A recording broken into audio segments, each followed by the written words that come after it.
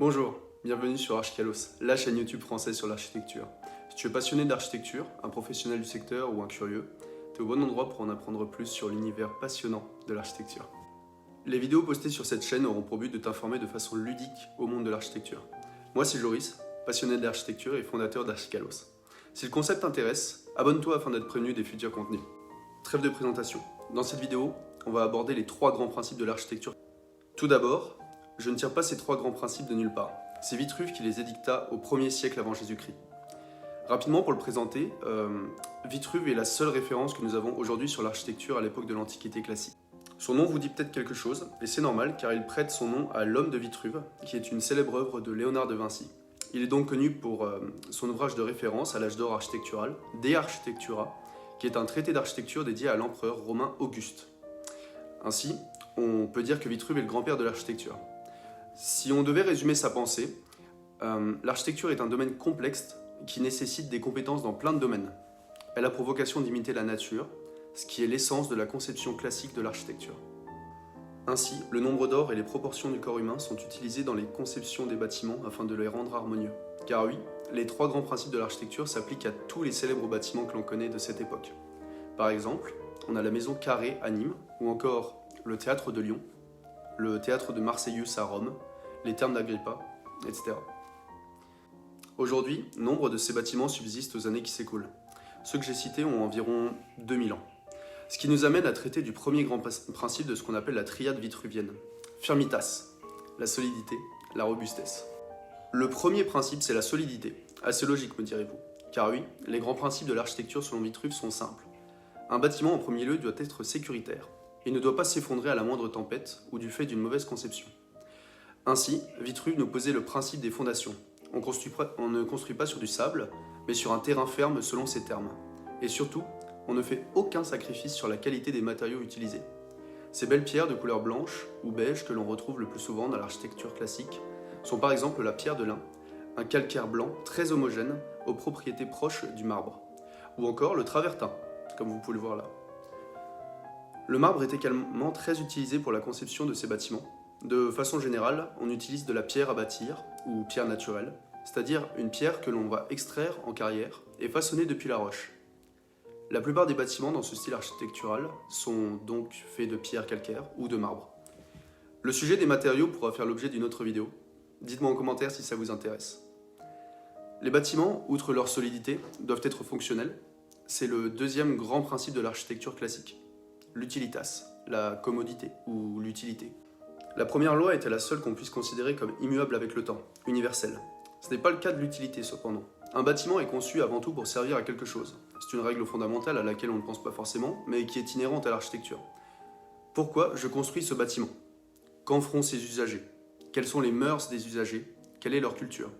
En bref, l'architecture doit non seulement servir la solidité, afin que le bâtiment soit solide, durable, sécuritaire, mais elle doit également obtenir un résultat commode, utile et pertinent vis-à-vis de ce qu'en feront les usagers. Étant donné que cette loi relève de l'évidence, et que plus les choses sont évidentes, plus elles sont difficiles à expliquer, prenons un exemple très simple. Vous aménagez une rue dans votre ville. Quelle est son utilité? Permettre le passage des véhicules? Seulement des piétons? Permettra-t-elle aux véhicules de désengorger d'autres routes en passant par celle-ci? Est-elle destinée à acheminer les citoyens vers un quartier résidentiel ou une zone industrielle? Les locaux utilisent en majorité la voiture, le bus, le vélo ou la marche pour accéder aux alentours? Serait-il commode d'y ajouter des arbres, des bancs, des poubelles? Autant de facteurs à prendre en compte qui peuvent rendre une route désastreuse ou simple d'utilisation. Une bonne roue aura été conçue en prenant en compte les habitudes des locaux, le type de véhicule qui doit y circuler afin d'aménager sa taille, la quantité de place pour se garer ou marcher, etc. Vous pouvez désormais aisément comprendre que l'utilité a beau être évidente, elle n'est pas pour autant facile à mettre en œuvre dans certains cas. Passons maintenant, si vous le voulez bien, à Vénustas, le 3e principe, la beauté. Quand on pense à l'architecture classique, on pense à ces magnifiques bâtiments datant de soit l'Antiquité, soit de la Renaissance. Ils sont associés à la beauté. Tous les ornements, appelés également modés nature, on retrouve par exemple les colonnes qui furent à la base inventées en vue de magnifier les temples et furent utilisées exclusivement dans ces types d'édifices. Elles n'ont pas toujours vocation à supporter la charge de l'édifice, mais ça pourrait faire le sujet d'une autre vidéo. Et ce qui ne sert pas la solidité, sert la beauté de façon générale en architecture. Comme type de monnaie nature, ou ornement classique, permettant de sublimer un ouvrage, on retrouve souvent des colonnes, des frontons, sorte de triangles gravés d'un motif ou d'une scène, les chapiteaux, c'est-à-dire la partie reliant la colonne au reste du bâtiment, les entablements, juste au-dessus des chapiteaux, souvent ornés, ou encore les pilastres, ces colonnes incorporées dans les murs. Afin d'agrémenter un édifice, les anciens avaient une règle simple, s'inspirer de la nature. Ainsi, les bâtiments reprenaient les proportions du corps, telles que retrouvées dans l'homme de Vitruve, comme dans la peinture de Léonard de Vinci. On sait que le nombre d'or permet d'établir bon nombre de calculs afin de rationaliser la beauté d'un édifice, l'harmoniser dans son ensemble pour que ses parties forment un tout cohérent et symétrique. La symétrie est au cœur de l'architecture classique par ailleurs.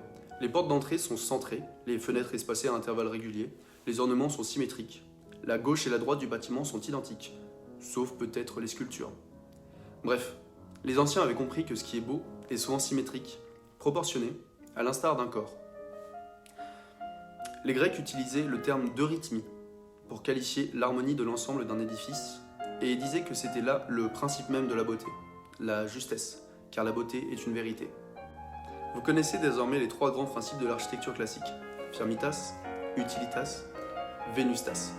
En architecture, on conçoit en ayant en tête la solidité du bâtiment, les propriétés des matériaux, de l'environnement, de son utilité, la façon dont on l'agence afin de le rendre agréable, et enfin sa beauté, objective selon les anciens, via les principes d'eurythmie, les monnaies de nature ou ornements, et les proportions.